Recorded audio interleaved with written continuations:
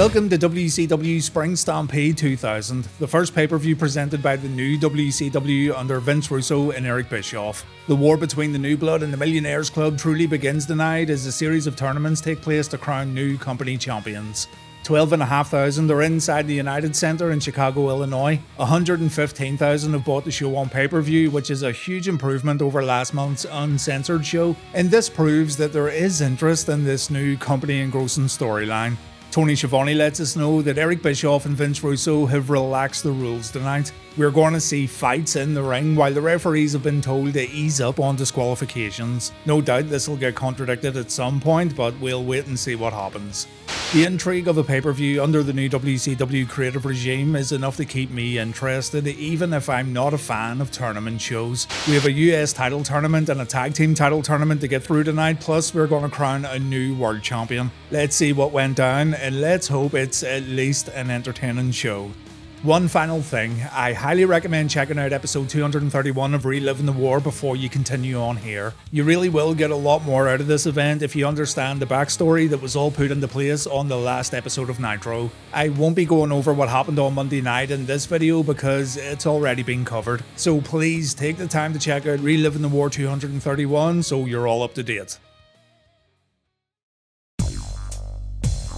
Eric Bischoff stressing out about Hulk Hogan backstage. Hogan signed himself out of hospital after the Hummer attack, and Eric's worried that Hogan's going to show up. Kidman tells Eric not to worry, all the boys have to do is fire up the Hummer again and take Hogan out for good. Sounds like a great plan. Team Package are competing in our opening match against the Mamalukes. This is a semi-final match in the tag team title tournament. In seeing as Rick's expecting a street fight, he didn't bother wearing his gear tonight, styling and profiling. Flair and Luger represent the Millionaires Club. They know Russo, Bischoff and the New Blood want them out for good, but the Nature Boy isn't going down without a fight. After the competitors make their entrances, Russo makes an appearance, and in order to stack the deck against Team Package, he's adding another team to this match. This is now a 4-on-2 bout as the Harris brothers join the Mamalukes. And it does make you wonder what would happen if Team Package takes a loss here. I mean, does that mean the Mamalukes and the Harris brothers go through to the next round? It doesn't matter anyway because Team Package won. The whole match consisted of Flair and Luger taking a beating. Disco Inferno also notably got taken away from ringside by two random dudes. No idea what that's all about. But we've already got some problems within the New Blood. The Harris brothers and the Mamalukes, two teams who were in a rivalry before last week's reboot, began fighting with each other, and because the two teams couldn't coexist, Team Package was able to score a submission victory. JTB gave up when Lex put him in the torture rack. What I took away from this opening match was how the fans reacted. I know Russo and Bischoff detractors don't want to hear it, but the crowd was very lively throughout this contest, and this is something that's been missing from WCW pay-per-views for a long time. The match was nothing special, it was a mess, but the crowd definitely enjoyed it. So even with the early New Blood shenanigans going on, I still think this one was perfectly fine for a pay-per-view opener. It served its purpose well. Backstage, Mean Gene's with WCW's newest signee, Mike Awesome, and Gene informs us that Mike's competing in the US title tournament tonight. Awesome's going to face Ernest Miller in the first round, but Mike gets interrupted by Bam Bam Bigelow, who calls him a jabroni. The moment Bigelow turns his back, Awesome launches an attack, so Mike isn't making many friends upon his WCW debut. Mancow Mike had a match next against Jimmy Hart. This is an eye for an eye match, it means nothing. And Jimmy brings an insurance policy with him to the ring, Emery Hale. Emery was Jimmy's boy, and Hart thought Emery could one day draw big money working against Hulk Hogan. Yeah, that didn't work out, by the way. Jimmy's also wearing a Howard Stern shirt, saying as he called Mancow a Stern wannabe, and I'm sorry everyone, I have absolutely zero interest in this match, and even at that, if I had any kind of interest, I already know it's not going to be good. Mancow brings out random women because Vince Russo, and he also brings out his entourage that includes Al Roker Jr., Freak, and Turd the bartender. Look, I know I don't get the jokes because I have no prior knowledge as to who Mancow Mike is, and I know absolutely nothing about his work. But that's the problem most of the world would have when watching this show, isn't it? It's a match booked for a very niche and very specific audience.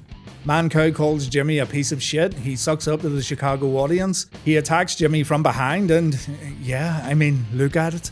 Mancow stops his attack when Hale gets on the apron. This allows Jimmy to hit a low blow. What follows is some more pretty embarrassing offense as Jimmy tries to get physical. And yeah, this should not have been put on TV, never mind a pay-per-view. I don't give a shit how popular or unpopular this Mancow dude was. Fans had to actually pay to see this. Eventually, Heel gets in the ring and he press slams Mancow over the top rope and onto his entourage. Credit where it's due, Mr. Cow and his crew took the bump well. And seeing as the referee took a bump, Jimmy's unable to get a pinfall win when Mancow gets put back inside the ring. Mancow grabs a chair, he hits Jimmy from behind, the radio DJ defeats Jimmy Hart via pinfall, and it was terrible. A terrible match that could only appeal to a small subsection of fans. I know the Chicago audience liked Mancow, I know this is his home turf, but WCW really needed to focus on the bigger picture during this reboot, and this is not it, Chief. After the bout, Billy Kidman came out to attack Jimmy. Kidman and Hogan are in a rivalry right now, and this is Billy's way of sending a message to Wood from the Hood. A bad night for Jimmy Hart at Spring Stampede. Russo's angry at the Mamalukes and the Harris brothers. They had a 4-on-2 advantage and they still blew it. Vince tells these guys to get out of his face before throwing a hissy fit. Lighten up, man, jeez. Next up, it's Scotty Steiner versus The Wall in a US title tournament match. Two members of the New Blood right here. So Bischoff and Russo want to make sure that one of their guys progresses in the tournament, seeing as Sting's the only member of the Millionaires Club who's competing in this tournament. Kinda weird hearing Steinerized again as Scott makes his entrance. Scott hated this music, but I think it's awesome. Admittedly though, it doesn't suit him during this era. Scott takes the early advantage, something that surprises the commentators, seeing as The Wall was an unstoppable monster just before the reboot. Wall does fight back briefly, nothing particularly exciting. What is exciting is a belly-to-belly suplex from Big Papa Pump though as Scott goes back in control. The Wall delivers a low blow and the commentators remind us that the referees have been told to relax the rules tonight. This gets followed up with a big boot before Wall delivers a choke bomb. The more I think about this whole relaxing the rules thing, I actually think it's a pretty bad idea, because it just means absolutely anything can happen and it's an easy excuse for chaos. Relaxed rules doesn't necessarily mean no disqualification, so a member of the Millionaires Club could potentially still get disqualified if Russo and Bischoff deem it worthy. It's kinda lazy writing when you think about it.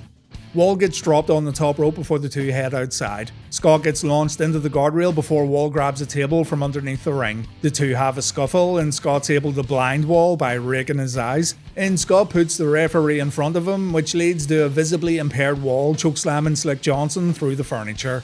Another referee runs down, he calls for a DQ, and the match gets awarded to Scotty Steiner. So yeah, point proven, we have no idea how relaxed the rules truly are, and as mentioned, it just opens the doors for random match outcomes just like this one. It's not great, is it?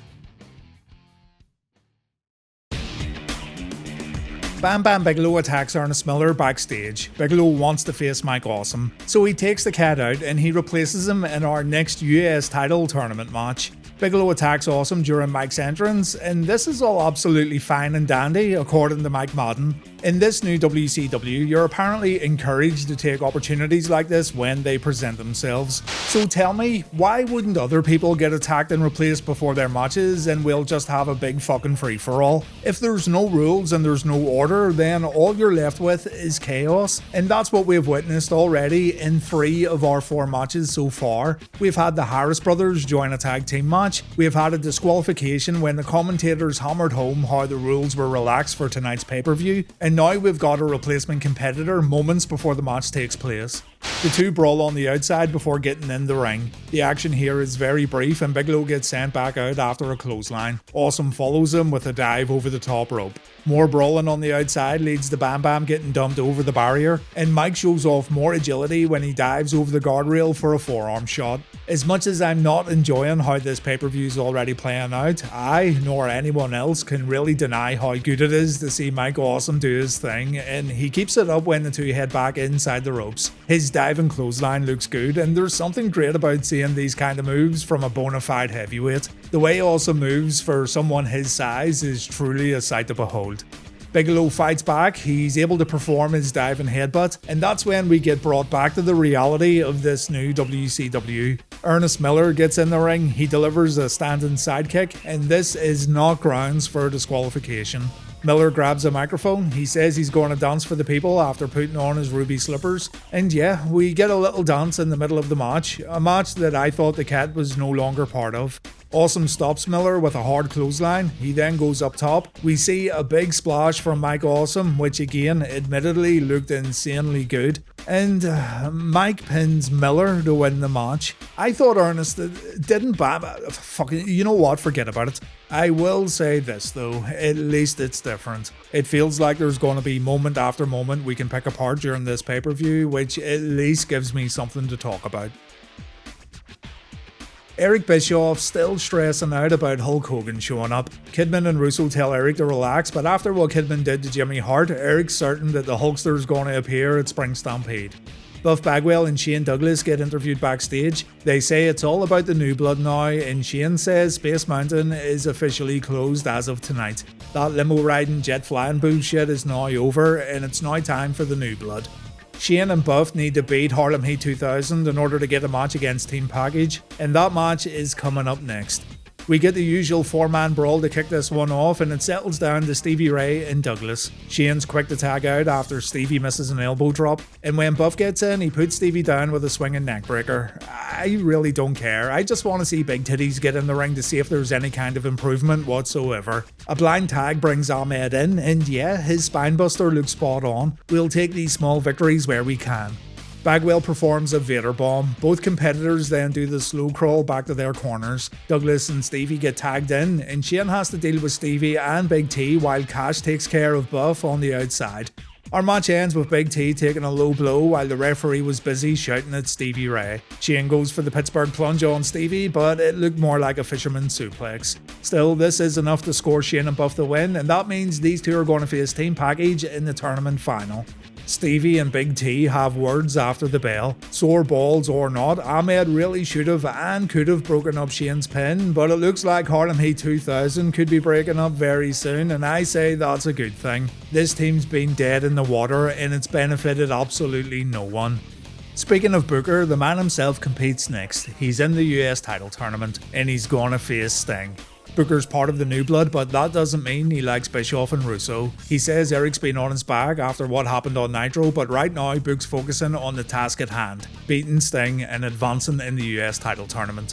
So it's another New Blood versus Millionaires Club match, and the match booking so far does make you realise how seriously outnumbered the Millionaires Club truly is, not just in this title tournament, but just in general. I already talked on Reliving the War about the strange paradox the New Blood faction has created when it comes to babyface roles and heel roles within the company, but it feels like the balance is all messed up, and it's not helped by the fact that members of the Millionaires Club are not legally obliged nor contracted to appear on as many shows as their New Blood rivals. New Blood versus New Blood matches are inevitable and unavoidable, but sorry, I'm blobbering on a bit.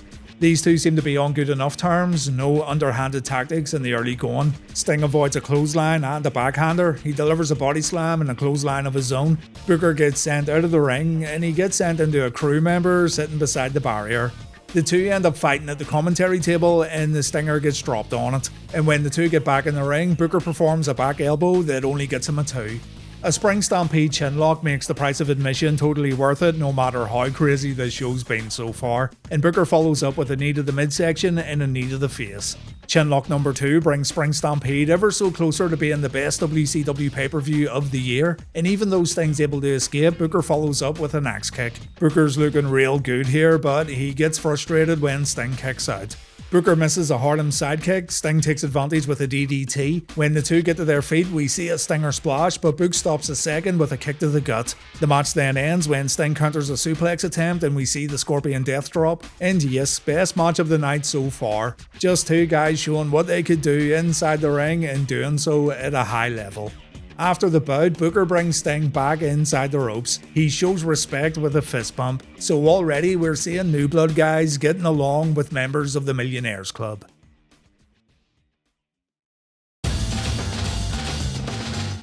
Once again, we see how stressed out Eric Bischoff is when he and Kidman get interviewed by Mean Gene. Kidman says he'll send Hogan back to the hospital if he does decide to show up tonight. And yeah, after 3 backstage promos, we get it, Bischoff's afraid of Hogan.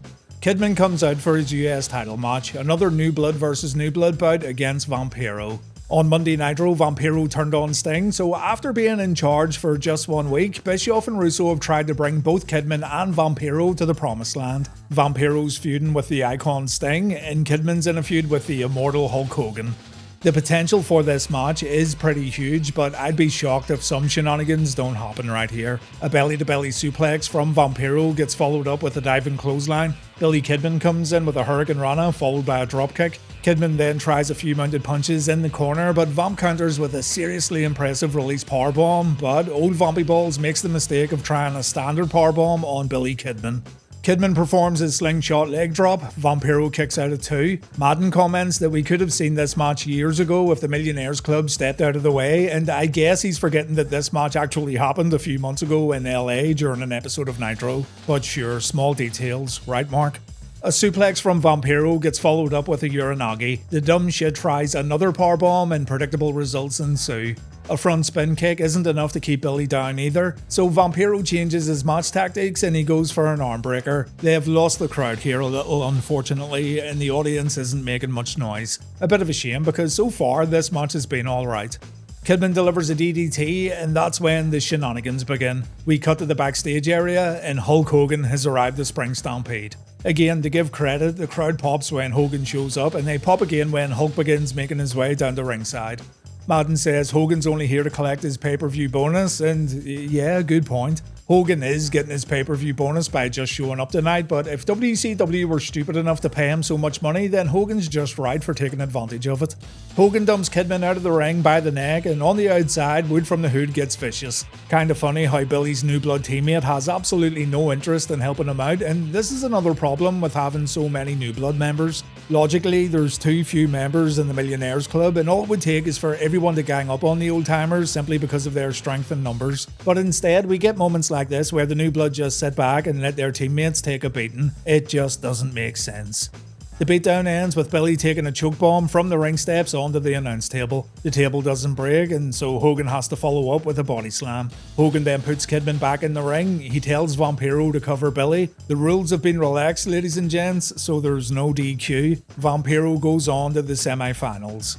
Hogan grabs a microphone, he calls Bischoff a son of a bitch before going on the hunt for Eazy-E. Vince Russo tells Eric not to worry about it, Russo's gonna take care of it. And we then cut to Hogan walking around backstage, throwing tables around while asking everyone where Eric Bischoff is. Finally, Hogan's able to find Eric's office and Bischoff shits a brick. Hogan's just about to lay a beatdown into his former brother, but then Russo brings a bunch of cops into the room and Hogan gets stopped. They even draw their weapons at Wood from the Hood. It's a shoot, brother. You've literally worked yourself into a shoot, Mr. Hogan. But, I mean, is this necessary? Do the boys in blue need their shooters because the 24-inch pythons are so deadly? Hogan gets arrested and brought out of the arena, and we then segue into our hardcore title match as Terry Taylor tells Terry Funk where he can find Norman Smiley.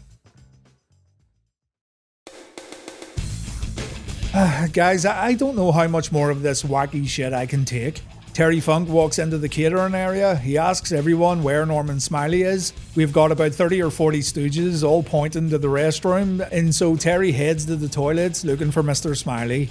We hear Norman scream before we actually see him, so Terry launches an attack and the match begins. When the two leave the toilets, Funk uses a fire extinguisher on Screaming Norman. Our main man also takes a body slam on the table, and I'm just realizing that I don't want either man to lose this match. Two absolute heroes right here going to war. A lot of Coca-Cola gets wasted as Terry dumps a fridge worth all over Screaming Norman, and I say good job, that shit's not good for you. Norman gets brought to the kitchen and Terry gives his opponent a little wash. We then get a fight in the cooking area with Norman getting the better of Terry after a trash can shot. And when the two leave, Terry gets put in a trash can. This little spot couldn't have looked any more perfect. Terry then hits Norman with a laptop right in the head, and the sound it makes is pretty insane. Absolutely no mercy tonight from the Dirty Funker. Norman tries to escape up a ladder and he screams while holding on to some pipes on the ceiling. So Terry sets a table up and the hardcore champion falls through it after a chair shot. You guys know me by now, I'm not big into hardcore matches, but this one has been good so far. Chairs come into play as the two walk and brawl from the backstage area to the Spring Stampede rampway. Funk's now putting his hands up when taking chair shots, thankfully, and I don't blame him either. This company is not worth punishing yourself over. The two get in the ring, we see some shuffle action from Screaming Norman. Funk gets his head slammed into a chair in preparation for some more dancing, but this was a mistake seeing as Norman takes a chair shot mid-wiggle. The match ends with Terry looking to bring a ladder into the ring, but Dustin Rhodes shows up. Norman stays on the outside as Dustin hits Terry with a chair shot before delivering a piledriver on the chair. And these fans, who seconds ago were very much into this match, have gone completely silent. Dustin takes a rough looking bump on the ladder when Terry fights back. Norman also gets taken out and Terry decides to drop the ladder right on top of Norman from the ring to the outside. This allows the Dirty Funker to win the match and the Hardcore Championship. And yeah, no complaints here. Not a fan of the interference, but for a WCW Hardcore match, I thought this one passed expectations. Vince Russo isn't happy with Booker T showing Sting some respect earlier on after their match, so Russo wants Booker to do him some sort of favour. I'm sure we'll find out more in just a moment. Scott Steiner and Mike Awesome met next in a US title semi-final tournament match, and what should have been a great match between two pretty unique performers was pissed away in about 3 minutes. Whereas Mike was given a few opportunities to show off what he could do earlier on, he wasn't given many opportunities in this matchup. Scotty controlled the bout early on, he actually made it look easy. And even though Awesome was able to pull off a slingshot shoulder tackle followed by his diving clothesline, he wasn't able to put Scott away. Big Papa Pump comes back with a low blow, he follows up with a belly-to-belly suplex, a middle rope back elbow brings Mike back into it, and our match ended when Awesome went upstairs. Big sexy Kevin Nash made an appearance and he broke a crutch over Awesome's back, a little payback here for what happened on Nitro. Nash also tells Scott to suck it, showing here that he's no longer aligned with his former NWO teammate, but Scott still wins the match following a Steiner recliner. Scott's now in the US title tournament finals and we're about to find out who he's going to face when Sting takes on Vampiro. But before we get to that, Vince Russo's seen backstage giving Dustin Rhodes a hard time, saying as Rhodes was unable to put Terry Funk out of commission. Russo says Dustin would be nothing without him. Russo reminds him that he was the one who created Goldust, and the only time Dustin was someone was when he portrayed the Goldust character. Booker tries to calm everyone down, but Vince Russo fires Dustin before leaving the room. But this is pretty dumb too, seeing as, well, think about it. Couldn't Russo just fire anyone he doesn't like, including members of the Millionaires Club?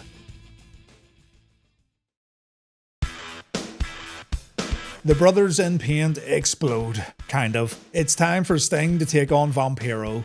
Both our spooky boys make their way down to the ring and the Stinger wastes no time sprinting down the ramp to get at Vampiro. He's met with a spinning heel kick and old Vampy Balls keeps up the attack in the corner. He keeps the advantage as Sting hasn't even gotten his fancy jacket off yet. A jacket which seemed to be more of a hindrance than we thought because as soon as he takes it off, he starts the no-sell Vamps offense, and now the Stinger takes control.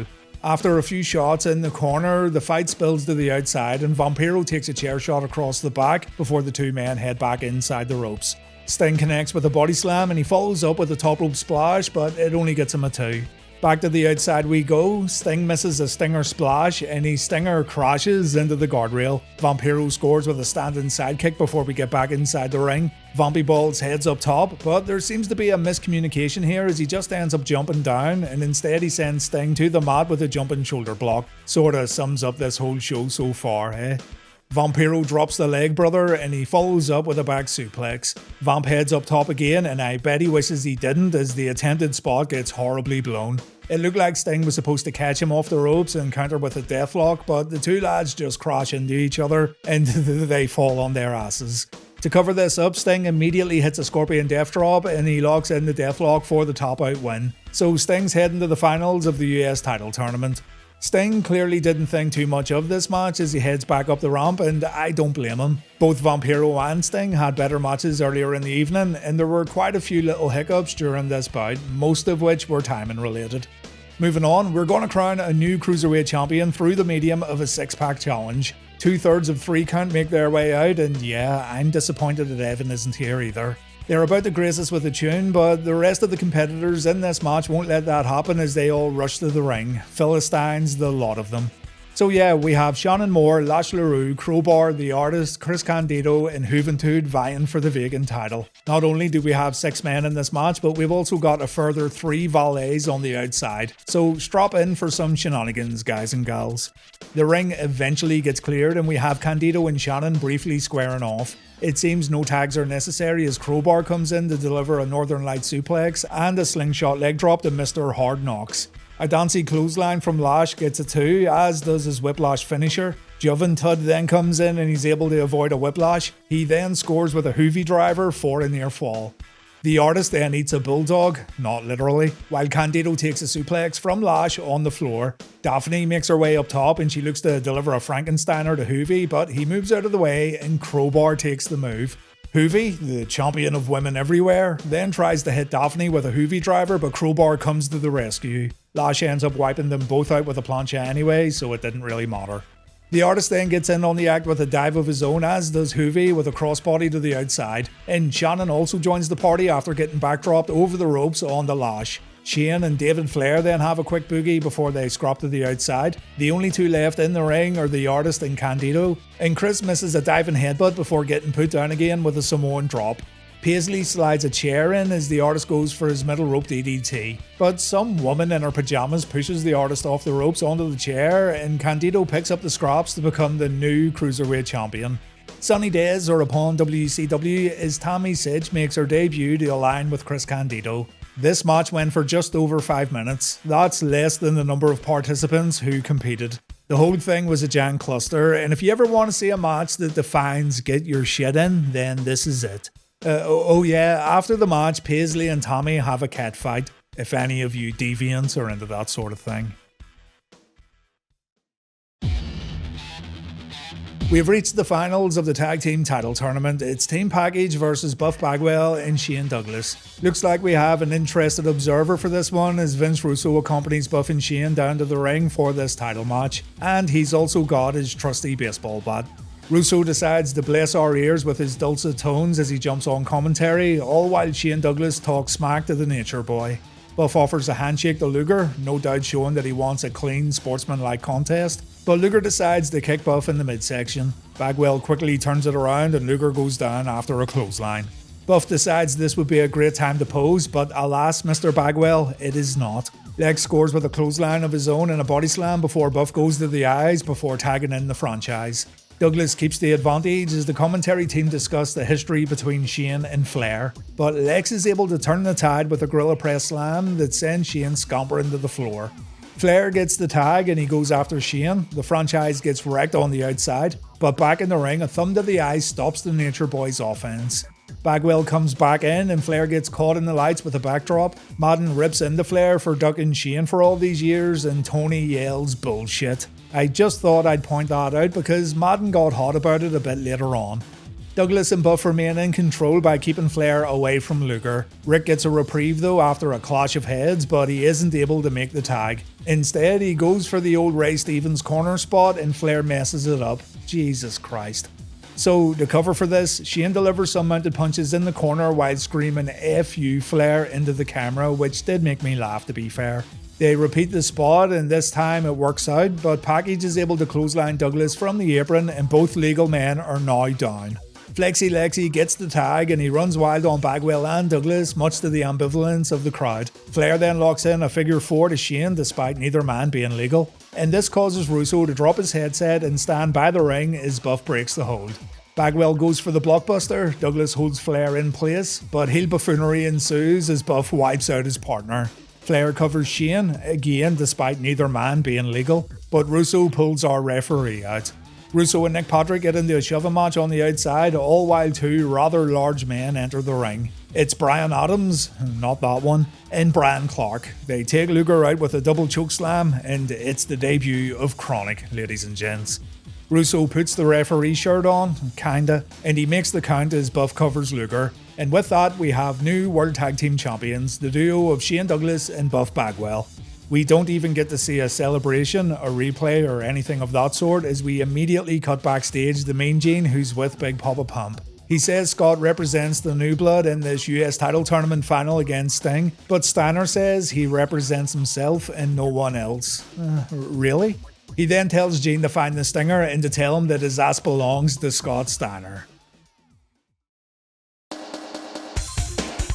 Mean Gene does indeed locate Sting when the Icon gets interviewed seconds later. He looks a bit disheveled, but he says WCW's blood runs through the Millionaire Club's veins. If Russo and Bischoff want a war, they've got one.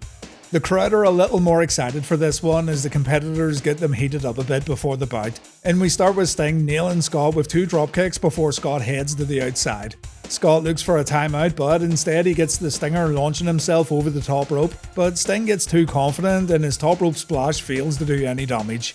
Scott delivers a press slam, a clothesline and an elbow drop, and when Sting kicks out at 2, the big bad booty daddy gets in the referee's face. This would terrify anyone. Scott delivers an exploder suplex before going out to jawjack a few rowdy fans. The fans quickly back down because they're a bunch of pussies. And back in the ring, Scott begins the fight back with 2 clotheslines. The Icon looks to end it. He delivers a Stinger splash before looking for another. Steiner pulls the referee in and the ref takes all the impact. But Sting wants to keep going and he goes for one more corner splash. It's here when Vampiro appears from underneath the ring. Sting does his best to fight back, but he quickly gets pulled down. Sting vanishes, Steiner has no idea what to do, but then he re-emerges with a bloody mouth and this one is over, ladies and gents. Vampiro serves Sting on a silver platter, Scott applies a Steiner recliner, the Icon's out cold, and so Scotty becomes the new US champion. That means the New Blood has won 2 tournaments tonight. And yes, I know Scott said he doesn't represent the New Blood, but he actually does, for now. After the bout, Tony Schiavone makes note of how crazy this show's been so far. He says he has no idea what's going to happen in our main event, but the way things have went so far, there's no doubt that some sort of nonsense is going to go down when DDP faces Jeff Jarrett for the World Championship. Jeff Jarrett was handed a world title opportunity on Nitro by Russo and Bischoff. To determine who would face Jarrett for the vacant World Championship, a tournament was held on Nitro featuring Lex Luger, DDP, Sting and Sid Vicious. DDP would win the tournament and he was all set to face Jarrett tonight at the pay-per-view, but things then got personal when Jeff broke a guitar over Kimberly's head. So Page isn't just looking for the world title, he wants revenge for his wife. To WCW's credit, they make this feel big by showing both men's entire walkouts from the locker room to the ring. DDP represents the Millionaires Club tonight and he's the clear fan favourite in Chicago. And as our match gets underway, Dallas starts off aggressively. He controls the bout with an inverted atomic drop followed by a jumping DDT. And on the outside, he holds Jeff in position so Kimberly can smack Double J across the face.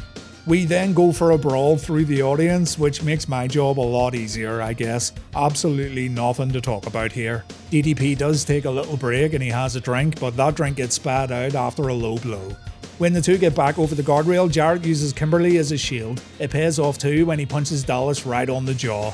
Page is able to swing it right back in his favour though when the two get back inside the ropes and Jeff goes down after a clothesline. Dallas goes upstairs, he gets his wee diamond smashed on the top rope as a few fans in the arena show off their hairy bums. Double J performs a superplex and then Jarrett goes to the outside to grab a steel chair. Robinson tries to stop Double J from using the weapon but it's no good. Page takes 2 shots across the back and finally Charles says enough's enough. The chair gets taken away, the match continues on, and Dallas's lower back is now the main target. Remember, DDP's returning from a back injury. A back elbow buys Dallas a little time and he's able to pull off a sit-down powerbomb. It's at this moment we see Eric Bischoff standing at the rampway, so yes, we're going to see some sort of interference during this match. Of course we are. A brawl outside the ring takes place that sees Jarrett remain in control, and Double J even takes the time to rip up a copy of Dallas's book that a fan brought to the show. Kimberly tries to help her husband and this gives Dallas the opportunity to fight back. Jeff gets rammed into the ring post and when the match gets back in the ring, DDP is able to fire up a little. When Page goes for the diamond cutter though, Jeff holds onto the ropes and the referee gets smacked in the face which allows Jeff to grab the world title. If the rules were relaxed and if chair shots were fine earlier, why do we need a blind referee? DDP takes a belt shot, though he still kicks out at 2, so Bischoff begins walking to the ring as Jarrett applies the figure 4. Kimberly grabs Jarrett's guitar, she slowly walks around the ring as Page tries to fight out of the figure 4. The move eventually gets broken up and Dallas tries to put Jeff away with a Uranagi. It only gets a 2. Jarrett applies a sleeper, this gets countered with a fantastic looking sleeper slam from Dallas. Bischoff then gets on the apron to distract the referee and Dallas pulls off a diamond cutter on Double J. With the referee still distracted, Paige tells Kim to get in the ring with Jarrett's guitar, but this was a mistake. Kim turns on Dallas, she smacks her husband with said guitar, and this is how our match ends, ladies and gents. Jarrett delivers the stroke to Diamond Dallas Page, and after so many attempts over the past few months, Jeff Jarrett is the new WCW World Heavyweight Champion. Kimberly and Bischoff embrace in the ring. Russo, Bagwell, Douglas, Steiner and Chris Candido get in the ring too, just to solidify that the new blood has now got every championship in the company, and our show ends with Double J celebrating his big main event victory. If you're looking for a traditional wrestling show, this isn't it. It's going to annoy you quite a bit if you're looking something traditional, but that's simply not what Russo and Bischoff wanted to present at Spring Stampede. In saying that, this is still the best WCW pay-per-view of the year 2000. It's unpredictable, it's one thing after another. It sets the tone for what WCW is going to be, and yes, I know that this isn't what fans wanted, but it's still oddly entertaining to see play out.